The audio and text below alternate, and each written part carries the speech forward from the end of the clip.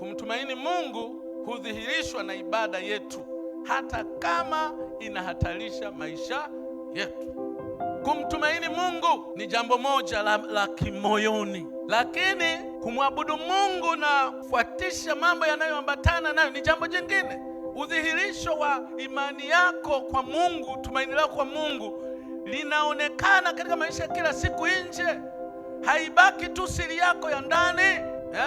Tafsiri za Kiingereza I said like this: trusting God is demonstrated by worshiping him even when it is dangerous. Kumtumaini Mungu kama tunavyotiwa moyo katika mwaka huu, katika ujumbe wa mwaka, mtumaini Mungu kwa moyo wako wote, kunadhihirishwa na ibada yetu hata kama inahatarisha maisha yetu.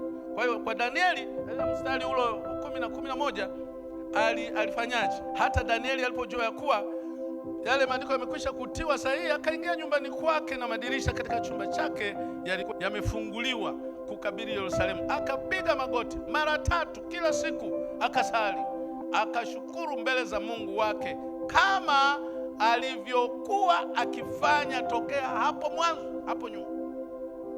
Kaendelea na ibada zake. Bwana Yesu asifiwe sana.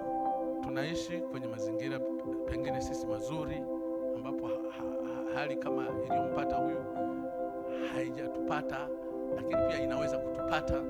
Lakini pia ulimwengu unabadilika kwa kasi sana, chochote chaweza kutokea saa yoyote.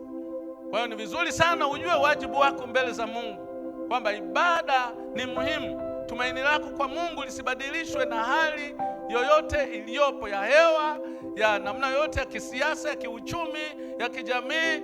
Isibadilishe imani yako na ibada yako kwa Mungu Mwenyezi.